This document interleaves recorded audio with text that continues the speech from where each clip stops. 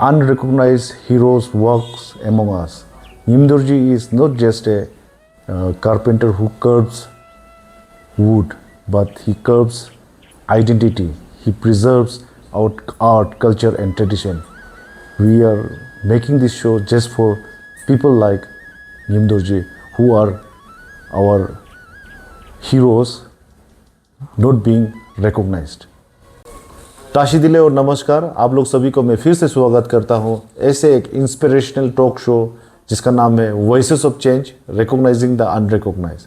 आज हमारे बीच ऐसे युवा को लेके आए हैं हम, जो एक क्राफ्ट्समैन है, जो एक हाथ का कला में माहिर है। उसको पूरा दिरांग में पहचाना जाता है निमदोर्जी जामसेनबा के नाम से।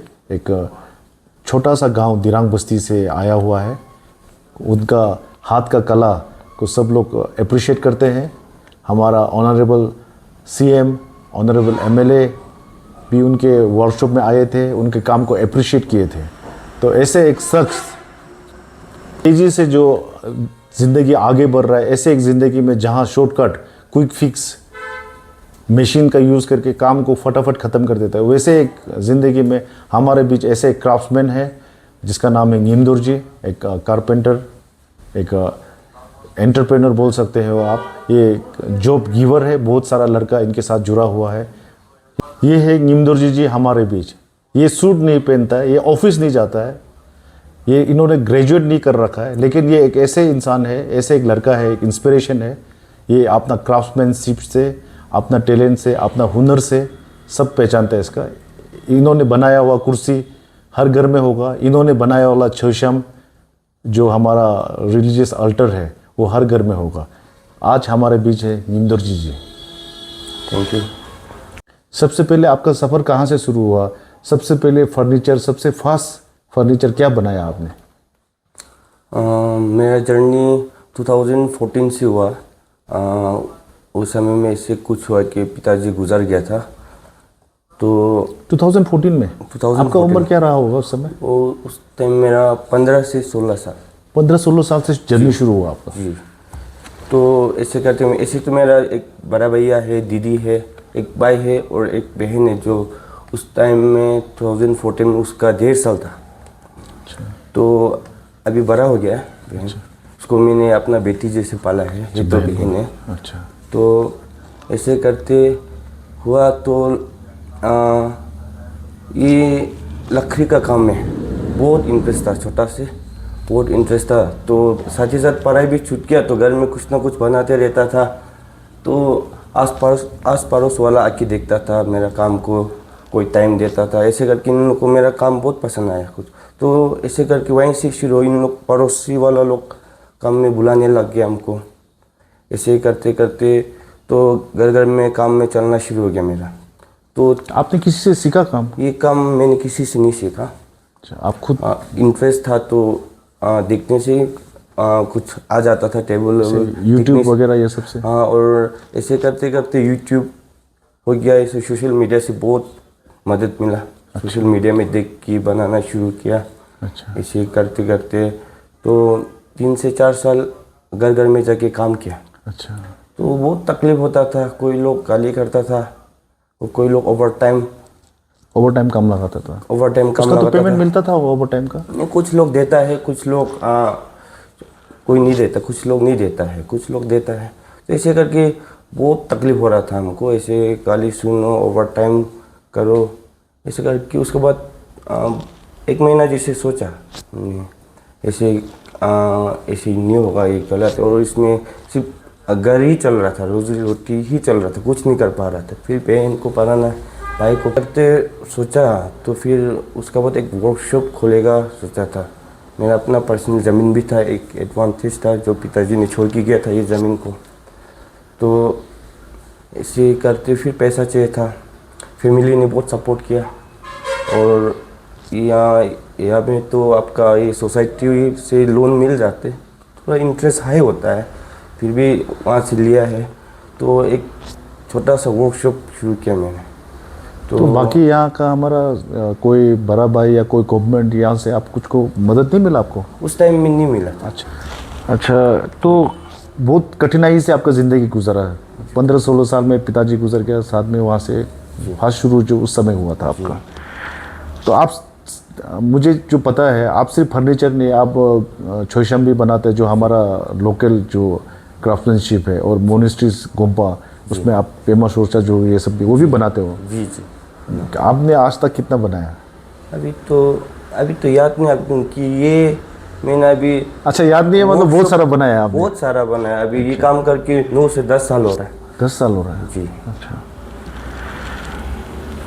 और ये तो एक कला भी है और ये एक सेवा भी है, क्योंकि जो काम कर रहे हो आप, वो हमारा आर्ट एंड कल्चर है, उसको आप दूसरों को सिखा के प्रिजर्व भी कर रहे हो। कितने जनों को आपने सिखाया, या और कितना जन आपके साथ जुड़े हुए हैं इस काम में? अभी मेरे साथ में 5 लोग जुड़ा हुआ है, और कुछ लोग मैंने 10 साल काम किया तो कुछ लोग किया और करके सीख के गया है, और वो लोग अपना अभी शॉप चला भी रहा है, और फिर उसने फिर लोकल लड़का लोग को काम में भी रखा हुआ है। तो आपको, मुझे तो पता है, लेकिन आपको कभी लगा कि आप एक रोल मॉडल बन चुके हो हमारा समाज के लिए? क्योंकि आप एक इंस्पायरिंग यूथ है, जो बहुत लोग आपसे देखते हैं, बहुत लोग आपका एग्जाम्पल सेट करते हैं। आपको लगा कि आप कभी रोल मॉडल बन जाएंगे? नहीं, ऐसे तो कभी नहीं लगा हमको, और ऐसे फील भी नहीं, लेकिन अभी धीरे धीरे बता रहे आदमी लोग, तो कहीं ना कहीं ऐसे हो रहे लगता है। अच्छा, आपका काम करते गया और आप उसी तरह से आपको अप्रिसिएशन भी मिलते गया। तो चलिए, अभी हम लोग एक रैपिड राउंड करते हैं। मैं आपका ही काम से जुड़े हुए कुछ लेके उसी आपका काम से ही जुड़ा हुआ रैपिड राउंड पूछता हूँ मैं। सबसे फेवरेट लकड़ी जो काम करने में जो मज़ा आता है आपको, वो कौन सा लकड़ी है? चाप का, या जो टीक है, या? सबसे मज़ा तो ये वॉलनट वुड आता है एक, तो अच्छा, ब्लैक कलर का, वो हमको बहुत अच्छा लगता है। अच्छा, वॉलनट आपका फेवरेट वुड है काम करने। सबसे पहला चीज़ जो आपने बना के कंप्लीट करके जो चीज़ आपने देखा, वो जो क्या था?